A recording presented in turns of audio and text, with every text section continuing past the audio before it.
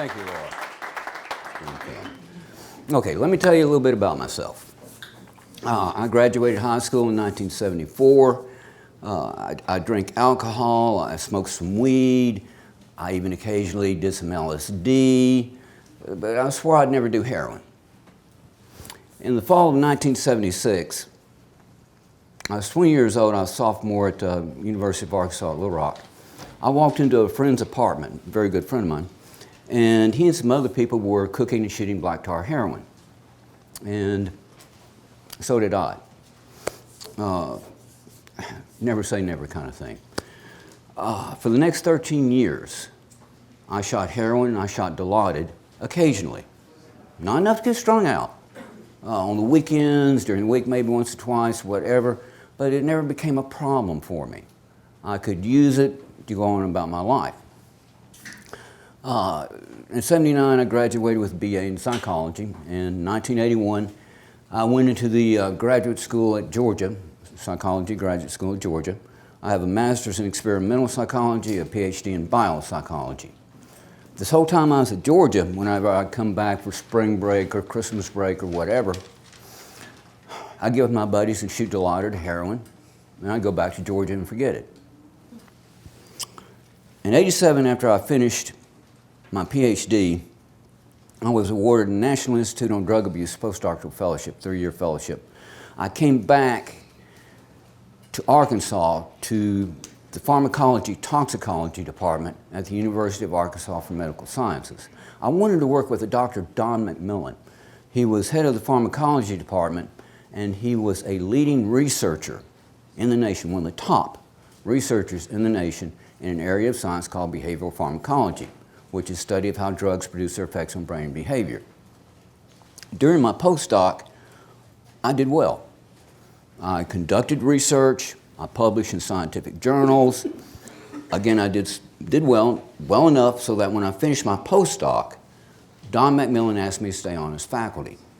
So I was faculty at the University of Arkansas for Medical Sciences and Pharmacology and Toxicology Department. But there was a problem. When I got back to Little Rock, I was still going out with my friends occasionally and shooting Dilaudid or heroin, whatever it was. And some of these people I had known for years, I mean, from junior high, high school, all the way, they were strung out. They were addicted. And I was looking at them, I'm saying, what's wrong with you? I didn't tell them that, that's what's in my head. I didn't say that. What's wrong? Why can't you stop? What's going on? Why can't you stop? You're ruining your life. Some of these people had really good paying jobs for back then. And hell, they were having trouble paying their rent. And I couldn't understand what the hell was going on with them. I knew the book definition of addiction. I was in the field. I knew the book definition. I could see it in my friends. I knew the book definition, but I didn't understand. Now, when I had gotten to UAMS in November of '87, there was a bottle of methadone hydrochloride, powdered methadone, rolling around in a drawer in the lab. It wasn't in the safe, it was just in a drawer. Oh, y'all did catch it was just in the drawer, not in the safe, so it's really not my fault. It's the safe, they left any there. I watched that bottle of methadone hydrochloride roll around that drawer from November of '87 to April of '89. And I knew nobody knew it was in that drawer. Nobody touched it in that time. And again, I was still going out and shooting occasionally and all this. And I cannot remember, it's too long ago, too many things have happened, why I decided one day that it would be a good idea to get into that bottle of methadone. I don't remember why. All I know is I did. And I did something different with that methadone than I had done with the heroin or the Dilaudid. I started shooting it every day. And then I started shooting it 2 or 3 times a day. And then I started increasing my dose. And I shouldn't have been this naive, but this is how naive I was. The whole time I was shooting that bottle, I was telling myself, when I wanted to, I could stop. When I needed to, I could stop. If I really wanted to, I could stop. And I believed that. Right at the time, I couldn't stop. And I tried. I tried with everything that I was to stop. I fought with myself to stop. I would, in the evenings, after I'd used during the day, in the evenings before I went to bed, I said, I don't care what happens, I don't care how bad I feel, I don't care what happens tomorrow, I am not going to use. And I meant it. With everything that I was, I meant that I wasn't going to use. And then I'd use. And it was like, what the hell is wrong with me? Why can't I control my own behavior? That was the strangest feeling, is to fight with myself, to struggle with myself, to not do something and then do it. I couldn't understand. It was just, I was so mystified by that. But I couldn't stop. I started stealing drugs out of the safe. Was that a good thing to do? No, but I couldn't stop. And it was so easy back then. Again, it's not their fault. Nobody expected somebody that was working in the lab to be stealing drugs out of the safe. But anyway, it was real easy. If I was running research and I needed 300 milligrams of morphine for my research, I'd just take out 6 or 7 and write down 3. Wasn't a problem. Anyway, you keep doing something like that, and sooner or later something happens. In 91, 92, something like this, they finally figured out somebody was stealing drugs from the safe, and they shut that down. Now, so long as I was getting the drugs from the safe, I was okay. I was still doing research, I was still publishing. I even got a major grant from National Institute on Drug Abuse to study the effects of choice on cocaine self-administration in rats. I mean, I was doing great. But when they shut that safe down, my life went to hell, because then I had to start running the streets. I had to start running the streets, I had to start spending a bunch of money. I had a good job, I had a really good paying job. I mean, a faculty member at med school. So I had money, but it was the time. There were times when I couldn't find anything and I'd show up in the lab at 10 or 11 o'clock in the morning. You know, my life became very chaotic. A blind person could see my life was chaotic. And Don McMillan was not a blind person. In 1995, I think it was the spring of 95, it's hard to remember. In 1995, he came in, he shut the door to my office, and he said, let's talk about your drug problem. And that ended my career in behavioral pharmacology. I had a good friend, Dr. Garth Hines, who was head of the psychology department at UALR. So I was able to go over there and start teaching. I got on a methadone clinic, and that stabilized me. I was able to get on methadone, stay on the same dose of methadone. It stabilized me, and I was able to teach, lead my life. Now here's a point. I got strung out on methadone. Okay, I became addicted through methadone. And yet here I was using methadone to stabilize my life. The point is that whether a drug produces addiction or it stabilizes addiction is not an inherent property of the drug. It's in how we use it. Okay? So anyway, I stayed stabilized on the methadone until 2007. Occasionally I like to take a Xanax or a Klonopin with my methadone. I mean, it's just one of those things. You know, weekend, let's have a party, whatever. It just so happened, I was getting like a week's worth of take-homes at that time, but just so happened I'd done that, and the methadone clinic decided, oh, this is the time that we need to give this guy a urine screen. And back then they had a zero tolerance policy. If you're found with benzos and methadone in your urine, you're gone. No second chances, no nothing. Boom, you're gone. And there was a reason for that, because there's so many overdoses by people combining benzos and methadone. But it was zero tolerance. So they were very, very good to me. They gave me a 10-day detox. Y'all know I'm being facetious, right? A 10-day detox. Okay, that means for each day they reduce your dose by 10% until you're at 0. I didn't find that very, very therapeutic. You just, you know, they hit, but here, again, hit that 0 point, I said, I'm going to stop. I'm done with this. I'm done with clinics. I'm done with drugs. I'm done with everything. And I started shooting Oxy 80s. The old green Oxy 80, Oxycontin 80s. Oh, those things, I'm not going to go there. Okay. Those Oxycontin 80s, I started shooting them. And apparently I started shooting too many of them. In the spring semester of 2009, you know, this is a strange, okay. Some of you out here will know what I'm talking about. When you're using like that, you think you're cool. You don't think anybody can tell you're using. You're just floating along, you're doing fine. Nobody can tell that I'm high. I'm fine. Well, apparently, in the spring semester of 2009, I was going up trying to teach class. I was nodding out at my desk. I was told this, I don't remember this. I was told I was nodding out in front of my class. I'd be standing up trying to teach and I'd nod out. I don't remember it. I don't. I thought, anyway, I got kicked out of a ULR in May of 2009. And that's really when things went to hell. Over that next year, I lost everything. By the end of that year, my life fit into one of these little two-wheeled suitcases you see pulling behind you, backpack and little two-wheeled suitcase. I was homeless. Didn't have any my family probably wouldn't have anything to do with me, but anyway, my family was dead. I'd been burned every friend I'd ever had. People talk about couch surfing. I floor surfed. I slept in homeless shelters. I slept on the ground. You know, and I was still strung out. I still couldn't stop. After losing all of this, I could not stop.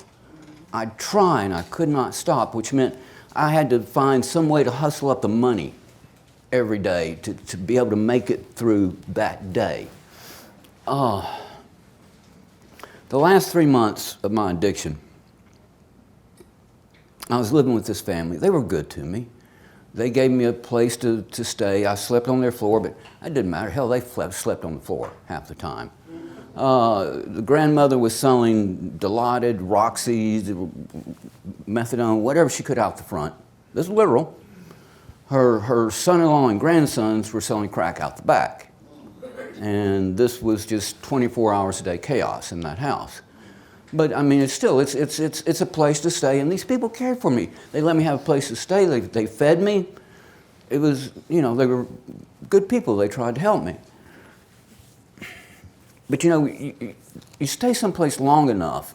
I've been there for about 3 months, and you start getting little hints that maybe it's time you move on, find somebody, place else to go. I didn't have any other place to go. The only thing I could think of doing was going into there was this, oh my God, a detox program on the campus of the University of Arkansas for Medical Sciences, where I used to be a faculty member. The only thing I could think to do was to go there, because it was free, they'd take anybody, and to get my tolerance down to where my addiction was more manageable. Okay. I'd been shooting methadone.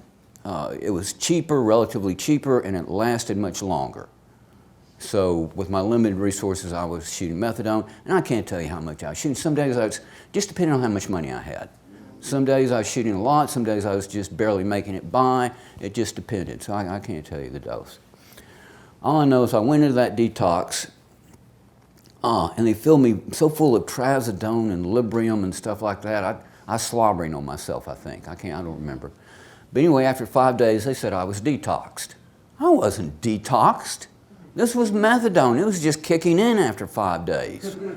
And methadone has what they call a very long half-life. It lasts a long time. But the withdrawals from it are protracted. Usually withdrawals from something like heroin, something like that, 7 to 10 days, you're feeling relatively normal. 7 to 10 days with methadone, it's just really kicking in.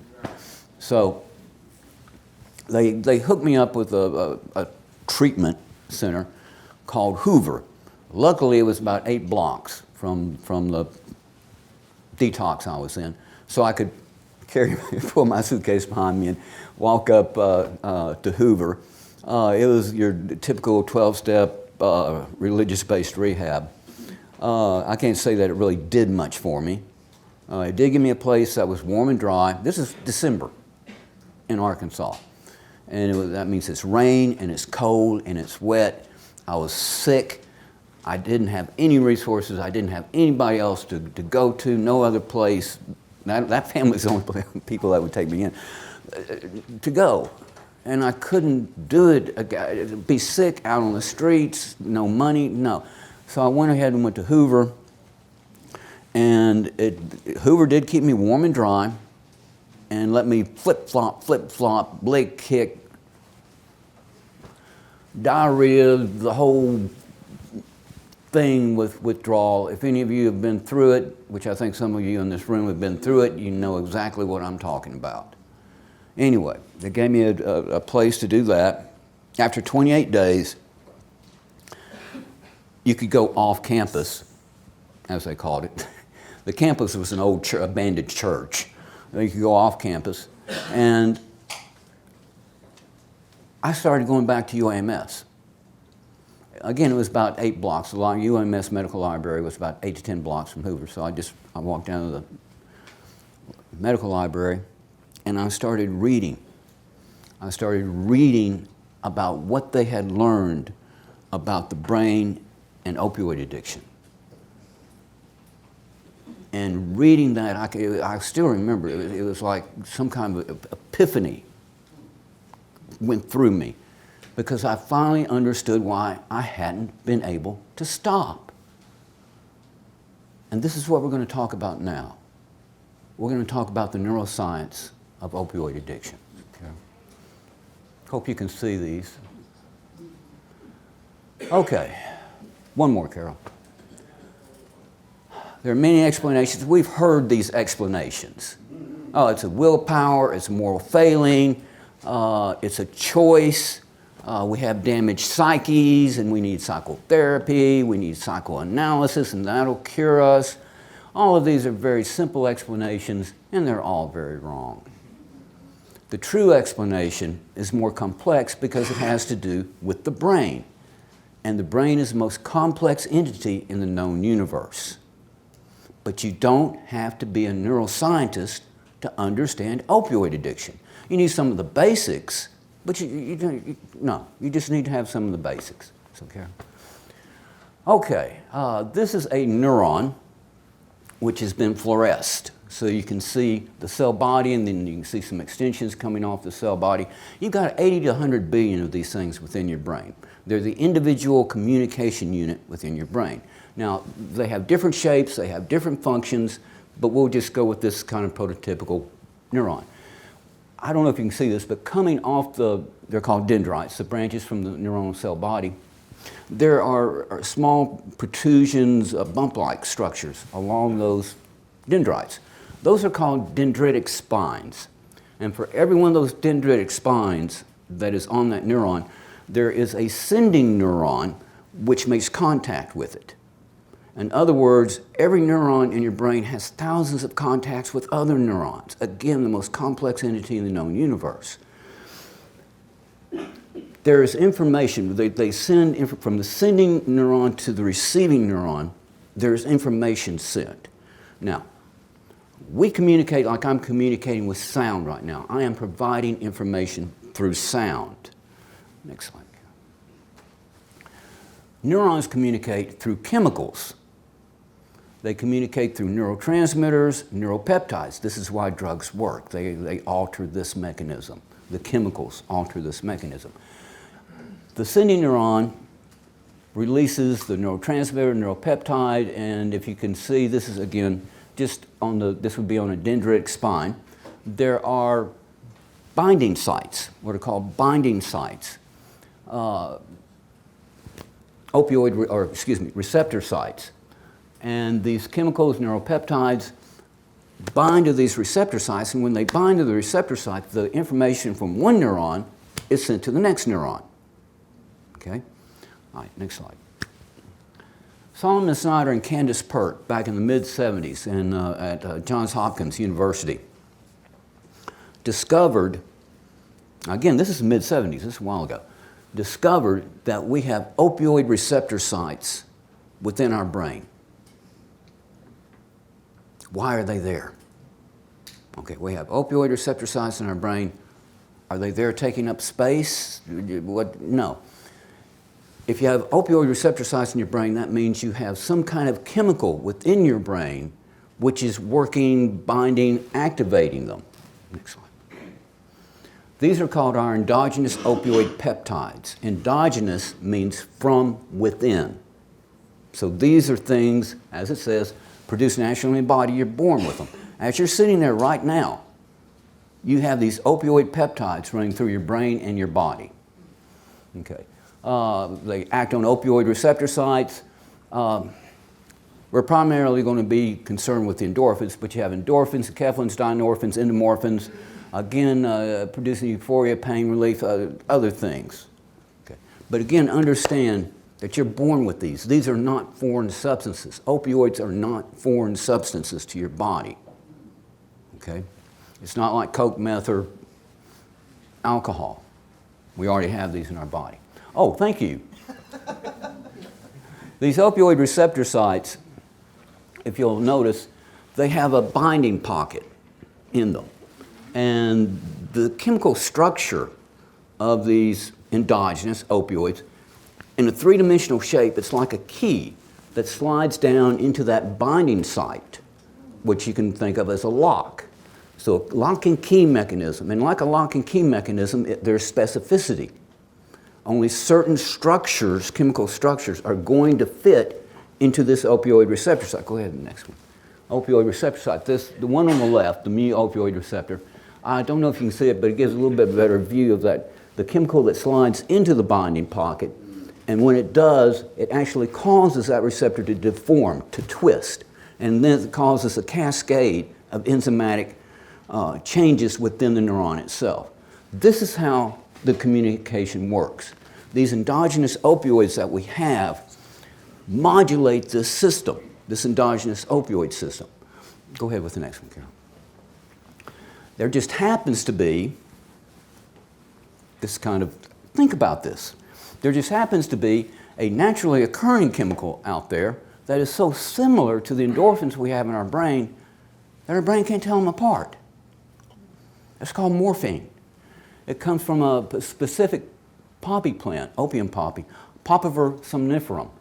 A beautiful plant, beautiful flowers. The petals fall off. It forms a seed pod. Somebody comes along with a very sharp knife, scores the outside skin of the seed pod, and this resinous gummy substance oozes out. That's opium.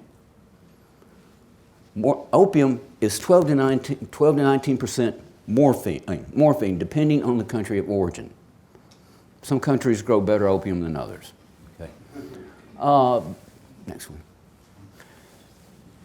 The word endorphin is in fact a combination of two words. Endogenous, from within, and morphine, endorphin. So these endorphins you have in your brain, this is literal. They're your internal morphine. You've got them in your brain, you're born with them, they're supposed to be there. They're necessary. For you to function, for you to be normal, you need a functional endogenous opioid system. Okay. This endogenous opioid system regulates a number of what are known or called homeostatic equilibrium functions within the body. This is just a few of them. Feeding, respiration, we know this, respiration, overdose, respiration. Endocrine internal hormonal system, stress response, immune function, cardiovascular, pain, mood, pleasure, and euphoria. That's just a few. We're going to be interested with this last one, pleasure and euphoria. Okay, Carol. Here's a question. Why do we experience pleasure? What does it do for us? I mean, it's got to do something for us. Think of it like this. Our brain has a mechanism such that when we're doing something that helps us to survive, it's able to connect some pleasure with that activity. Say you're hungry and you start eating and your stomach starts filling up, tastes good, smells good, whatever. The brain says, oh, you're doing something that helps you survive. We're going to connect some pleasure with that activity. You're thirsty. You drink. Again, your brain says, oh, you're doing something that helps you survive. We're going to connect some pleasure with that activity. You're freezing. You get into the warmth. Same thing. Why? So that you do it again. Things which produce pleasure we tend to repeat in the future because they are typically things which help us to survive. Pain is just the opposite. Slam your hand in the door. That is going to scream out pain. That pain is going to tell you two things. One, that you've injured yourself and you need to pay attention to it. The second thing it's going to tell you is, don't do that again. Pain is a sign, a signal that you are decreasing your chances of survival. We avoid things that produce pain. We're driven away from them. We're driven towards things which produce pleasure. We try to acquire them. It's how we survive.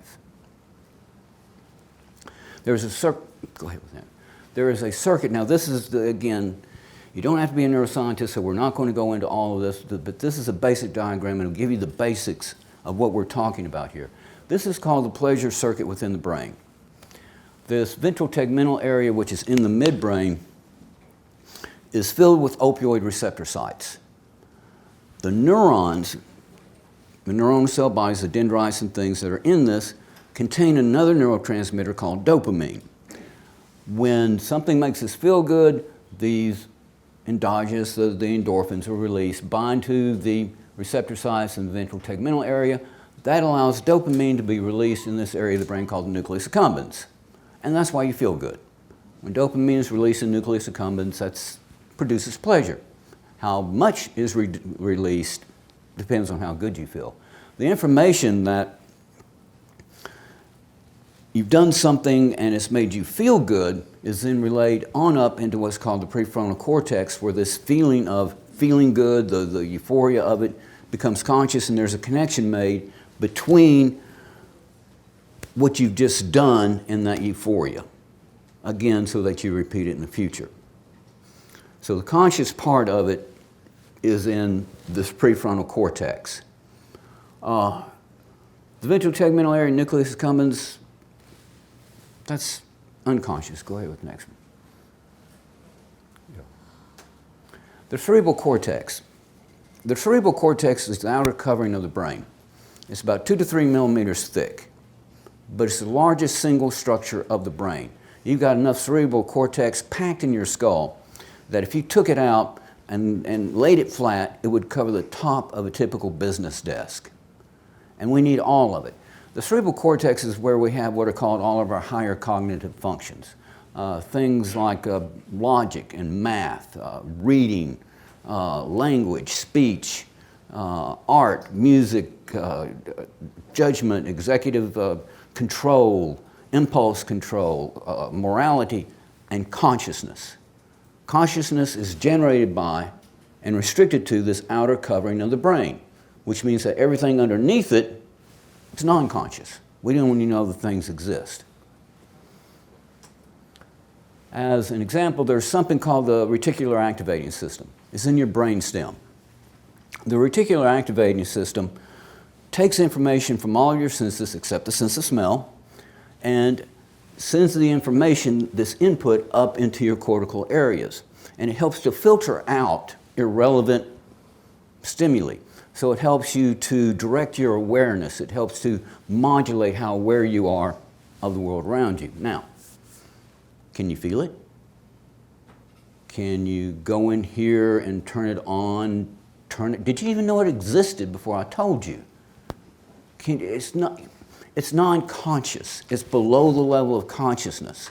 You don't even know the thing exists. And this is how things below the cerebral cortex are like. They're just automatic. They just do what they do without conscious control or input. This is how this ventral tegmental nucleus accumbens part is. It just does what it does. It doesn't know right from wrong. It doesn't know up from down. It is non-conscious. You can't modify it. You can't change it. through conscious participation. But we have these things which are called exogenous opioids. Exogenous means from without. And we all know that morphine, oxycodone, hydrocodone, hydromorphone, Dilaudid, oxymorphone, Opana, fentanyl, methadone, these things can modify that pleasure circuit. Why? Because their chemical structure is so similar to the chemical structure of the endorphins that we have in our brain that our brain can't tell them apart. Now I know like the fentanyl and the methadone, the two synthetics, look very different than the others, but again you have to understand when you twist it into a three-dimensional shape, they're actually very similar. So they are also able to bind with these opioid receptor sites in the brain. Now here's the thing. Let's say somebody's taking a couple of oxys, or they're doing a tenth of heroin. So long as they do that occasionally, like I did for so many years, so long as they do that occasionally, there's not a real problem. Okay. Think of it also like this. Let's say somebody's doing a couple of oxys, a tenth of heroin, and every day they do this, day after day, week after week, month after month, it gives them that same effect as it did the first time. Really wouldn't have a problem because you can afford a couple of oxys, you can afford a tenth of heroin. The problem comes in through something called tolerance, where we start going from 2 to 4, from 4 to 8, from 1/10 to 2/10 to half a gram. This is when the problem comes in because we start running into things like having to go out and hunt, get the money, chase, this kind of thing. Go ahead and flip it down. This is because of tolerance. Tolerance to pleasure is a phenomenon of everyday life. We just don't think of it as tolerance because nobody's ever really talked to us about it as tolerance. Let's say you have a favorite food. Pizza. You love pizza. Pizza's your favorite food. As long as you eat pizza occasionally, it stays your favorite food. You eat pizza 7 days in a row, you're tired of pizza. But what if, on that 7th day, that pizza tasted just as good as it did on that first day? You find new music, it's wonderful, you like it, you listen to it for a while and you're tired of it.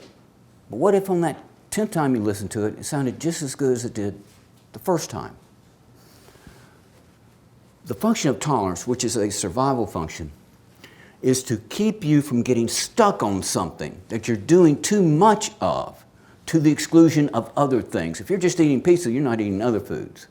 If you're just listening to that one kind of music, you're not listening to other music, you're not moving forward in life. If we didn't have this ability to become tolerant to things that we're doing too much of, too regularly, we'd be stuck doing things we've been doing years ago and never move forward in life. So the function of tolerance is to drive us forward in life, to keep us from getting stuck on things and to move forward. And this all works very well until we get into something like these opioids. Because we can do something with them that we can't do with pizza. If you're tired of pizza, eating more pizza doesn't make you want more pizza. But we can go from 2 pills to 4. We can go from 1/10 to 2/10, and bam, we can kick that euphoria back in. Now here's the thing. Go ahead, next slide. This mechanism of tolerance to opioids, the endorphins become less and less, not as much manufactured released, and the opioid receptor sites become downregulated and desensitized. What I mean downregulated, some of the opioid receptor sites actually get absorbed into the neuronal cell body, so there's not as many. Desensitized means they no longer produce the same degree of effect within the neuron. In other words, there's a dampening of the response. There's a dampening of this endogenous opioid system. We're overactivating it, and so it starts shutting itself down. So it produces tolerance. Good. That's what it's supposed to do. It's supposed to bring that euphoria you're experiencing down so you don't get stuck on it and you move on to something else. It's your brain trying to do you a favor. We just don't understand that because nobody's ever told us that this is an acquired disease of brain structure and function, and that tolerance is a sign, a signal that you're actually changing your brain at a cellular, molecular level. Think about it. What the hell else could produce tolerance? You're changing your brain. And nobody's ever told us that, you know, if we don't stop and don't stop now, we may not be able to stop. You know, I always say, oh, it's a choice, it's a willpower thing. If you're a good person, when you really want to, you can stop. Only bad people will go out and can't stop. Bullshit. This is what happens. We don't understand that tolerance, we're changing the structure of our brain. We have this thing that's called survival, and we're supposed to do things which make us feel good, yet we have this opposite thing called tolerance, which is trying to bring that euphoria down because we're doing too much of it. But we can do more and kick that euphoria back in. And so we do. That's very normal. That's very natural. But it's not supposed to happen. The brain has no other way to deal with this than to just keep doing the same thing it did before. So we take more. More of the opioid receptor sites become downregulated, desensitized, less of the endorphins being produced. We keep shutting this endogenous opioid system down. Tolerance, so we keep taking more. And most of us, we reach a point, I don't even like to use the word, we're not trying to get high. We're just trying to make it through the day. We're just trying to get enough in us to make it through the day, to be normal through the day. This is what people don't understand. They see us out there doing these things. They say, oh, well, look at them. They're having a great time out there. They have no idea. This life is not a great time. This life is a hell. Anyway, we drive our endogenous opioid system down to the point to where it's non-functional. If we don't have these exogenous, go ahead one more time, Carol. If we don't have these exogenous opioids substituting for the ones we're no longer producing, flooding our brain, binding with these opioid receptor sites continuously, then we're not normal. As long as we do that, as long as we can get the pills, get the heroin, whatever, we can function. We can go out, do the job, do our work, whatever. It's when we don't have them, we have a problem. And this is why we can't stop.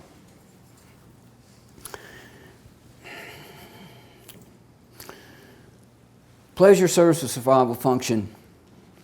Tolerance serves a survival function, so does craving. Craving exists along a continuum. At its extreme, craving forces you to focus solely on what it is you need to survive, and it makes everything else become less and less important. As an example, let's say that somebody hasn't had anything to eat for 2 or 3 days. They're starting to starve. This craving, they're going to be craving food. Everything else is going to start becoming less. The more they starve, the less and less everything else, its importance. Now, this is craving. That's what it's supposed to do. Make you focus. If you're starving for food, to hell with your car, to hell with your buddies, you're going to be looking for food. Now, let's take this a step further. Let's say there's some kind of restriction on food. There's some kind of famine, there's some kind of government control, there's no food banks, there's no soup kitchens, nobody's going to give you any food because they don't have enough for themselves. But there's black market in food. And in this black market, food is scarce, it's expensive, and it's illegal. It's illegal to buy food out of this black market. Now, these people out there that call us bad names and all this stuff, if they were starving, and the only place now they can get food is out of a black market that's illegal, but if they were starving, would they break a law and buy food out of the black market? Mm-hmm. Would they steal if they had to buy food out of the black market? Yeah, they sure would, because survival is not a choice. You will do what you have to do to survive. I know people are going to say, oh wait, we have to have food to live. They don't have to have these opioids to live. That's a misunderstanding. Our starvation for these opioids is far more intense than our starvation for food. We don't have anything. We have shut this endogenous, we need it. We need these opioids within our brain, and we have shut it down. It is non-functioning, and we starve for them.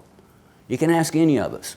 Y'all may disagree. If you want to disagree with me, go ahead, but I don't think you will. You can ask any of us. We can be starving for food. But you give us a choice between, say, heroin and food, we're going to take that heroin every damn time. That is not a failure in judgment. That is not a deficit in executive functioning. That is not a loss of impulse control. That is a completely normal, rational response to the starvation we're experiencing. And this is why we do the things we do in our addiction. This is why we hawk, trade, sell everything we have. This is why we hurt the people we love. We're starving.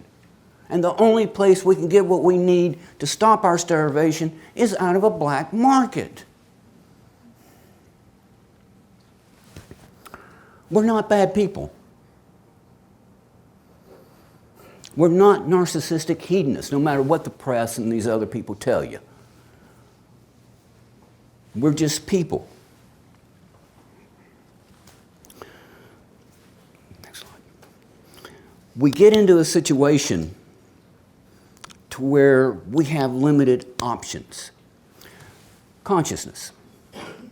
The function of consciousness is not to thwart your drive to survive. If that were the case, you wouldn't be here. We would have died out of species a long time ago.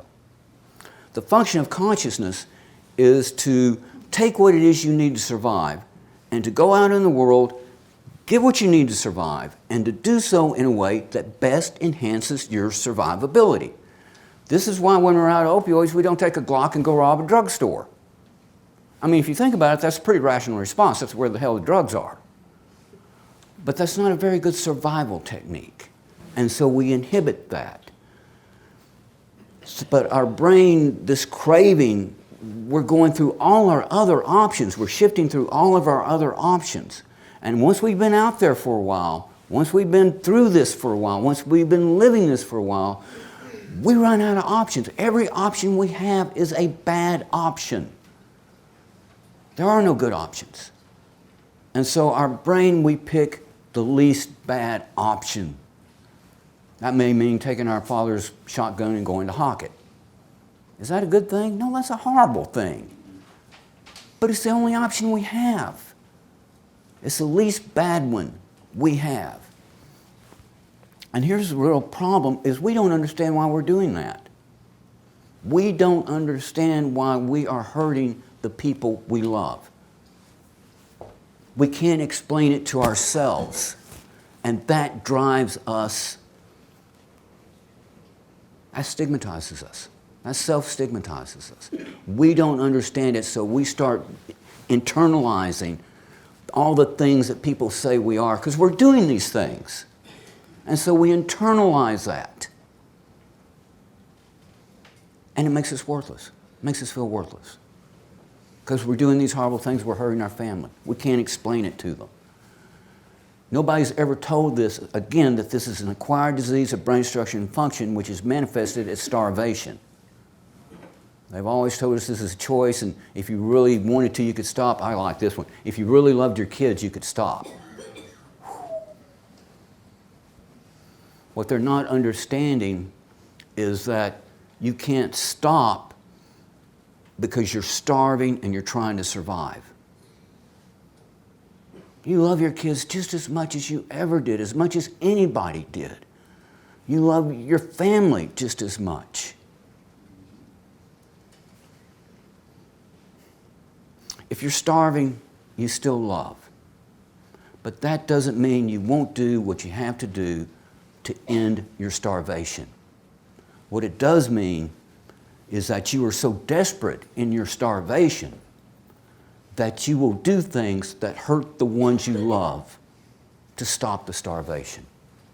And our people that love us, you can't expect them to understand. All they see us is doing these things that are hurting them, and they think we love our drugs more than we love them. And that's not true. That is not true. we love just as much as we ever have. It doesn't change that. It just, this misunderstanding of why we're doing things in our addiction, it drives a wedge between us and the people that love us. We don't understand it, they don't understand it. Anger and resentments build on both sides, and families get torn apart. And it shouldn't be this way. It should not be this way.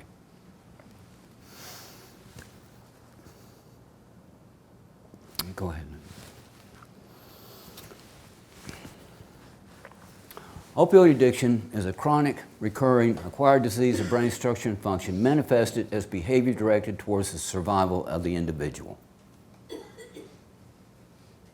This is what we're doing. We're not bad people, but we run out of options and we end up hurting the people we love. If we had another option, give us another option. And we won't do that. But I'm going to tell you, we don't have other options because the prohibition laws of this country rob us of our options. We are not powerless over our addiction. We are not, oh, this is disease and you're powerless. Oh, bullshit. We are not powerless over this disease. Think of it like this. Somebody with diabetes, they get new syringes, they get insulin, they get glucometers. Somebody with COPD, they get pulmonary therapy, they get medications, they get oxygen. Parkinson's, multiple sclerosis, they get physical therapy. They get medications. They get motorized wheelchairs. Now, what would happen if you took all those services away from them? Wouldn't they be powerless over their disease? Harm reduction gives us power. It gives us back our power. The prohibition laws, the criminalization robs us of our power. They take any options we have of autonomy away from us. Any ability to make decisions and to show that we have power over our addiction is robbed from us. Harm reduction gives it back. Think of it.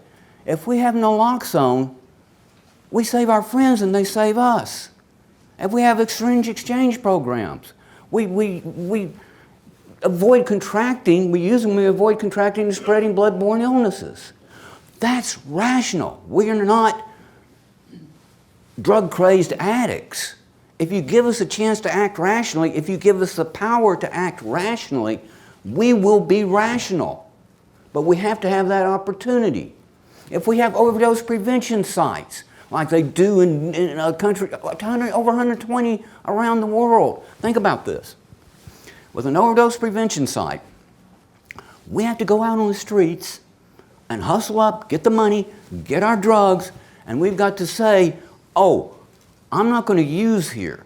I'm going to wait until I can get somewhere safe and use there. That's a very rational decision to make, and it works. Again, over 120 of these overdose prevention sites across the world, and people use them, and they stay alive. They're given the opportunity, they're given the power to say, wait, I'm not going to use here, I might overdose, I might die, so I'm going to go to an overdose prevention site, and I'm going to use there. If I do overdose, I can be saved. That's completely rational. That's completely logic. If we had methadone in doctor's offices instead of freaking clinics, which is about the worst idea that anybody has ever come up with, a methadone clinic. If we had this in doctor's offices where doctors could prescribe the methadone, if we had it in this country to where any doctor could prescribe buprenorphine, how many people could we save? Y'all know this keeps talking all the time, but I'll go ahead and mention it. In France in the early 90s, they were having a huge overdose problem. In 95, France changed their laws. They said that any doctor in France could prescribe buprenorphine. They didn't have any special training, no X waiver from a DEA type thing or whatever. And they defined opioid addiction as a chronic health condition, which means their health service paid for the medication and doctor's visit. They had about 2,500 people on buprenorphine in 1994. By 1999, they had over 60,000. And their overdose rate in those 4 years From 95 to 99, their overdose rate declined by 79%. We could do that in this country. We could do that. We could have heroin treatment. I know. But think of it again. Heroin, yes, can produce addiction. But heroin can also be used to stabilize an addiction. Again, whichever one it does is not an inherent property of the drug, but in how we use it. It's used in a number of countries as a treatment for opioid addiction, and it works.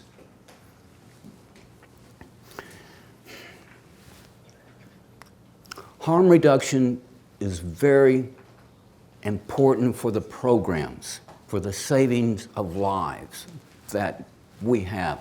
The naloxone, the syringe exchanges, the pushing for overdose prevention sites, the trying to get more treatment options available for us.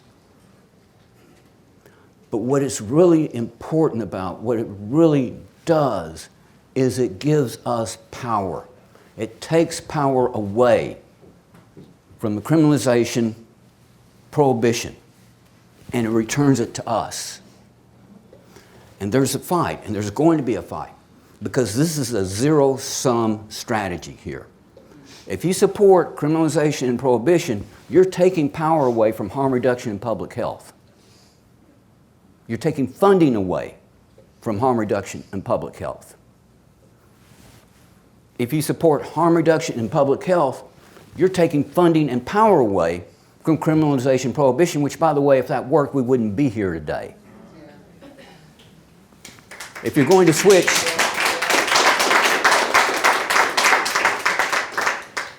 we are not powerless over our addiction. Again, but the prohibition laws, the way this country is, they rob us of that power because we don't have any autonomy, we don't have any choices. Harm reduction gives us that back. We need this country to understand that we're not drug-crazed addicts, we're just people. But we seem like drug-crazed addicts because these people are taking our power away from us to do anything else but look like drug-crazed addicts. If we would just give us the opportunities, give us the resources, give us the services we need, we would be functioning members of our communities again. But we're going to have a fight here. I don't know if y'all have paid attention to what's going on with Philadelphia with the overdose prevention site there with Safe House, all this. The ex-governor of Pennsylvania, Ed Rendell, set up a 501 nonprofit Safe House to try and open up the first overdose prevention site in the U.S. in Philadelphia. DOJ U.S. Attorney William McSwain filed an injunction stopping it, saying, oh, you can't do this, you're allowing people come in and use illegal drugs, and that falls under the crack house statute. The crack house statute, passed in 1986, says, if you allow people to come in and use drugs in your house, in your home, that you can be arrested in prison, they can confiscate your property. Safe House is coming back and saying, this isn't a crack house. This is a medical facility. We're allowing people to come in, they get their drugs elsewhere. We're allowing them to come in and use under medical supervision, where we have medical personnel there to where if they do overdose, they won't die. Also, they are going to have in Safe House social workers to help people connect with services. They need them, housing, food, whatever. And I really like this about Safe House. They're going to have a doctor on staff that if somebody wants to get on buprenorphine, they can start them right there on buprenorphine. And what's Billy McSwain, the DOJ? Oh no, can't have that. This is a fight, and this is not about an overdose prevention site. This is about who is going to control the response of this opioid epidemic going forward. Are we going to stay with this criminal justice prohibition approach, which has gotten us where we are? Or are we going to switch to harm reduction public health model? And that's why the DOJ is fighting this. Because if this overdose prevention site's open in Philadelphia, they're going to pop up all over this country. And the DOJ is going to lose the response, because it's going to start shifting more and more to harm reduction and public health. And they are going to fight this tooth and nail because they're going to lose power and they're going to lose funding. But this is why it's so important whenever you just go and pick up naloxone, whenever you use the syringe exchange program, whenever you stand up and say, we need an overdose prevention site, whenever you have somebody say, oh, we need to get you on methadone or buprenorphine, you're taking power away from those people and giving it to the people that need it. You're giving it to public health and you're giving it to harm reduction. And you're helping shift this narrative from we're bad people and criminals and we just deserve to be in prison, die on the street, to, look, these people just have a disease and we give them the tools to control it, they're fine. We just need to give them the services. So this is the struggle. And it's really coming to a head now. I mean, the DOJ actually had to file a civil suit to stop something.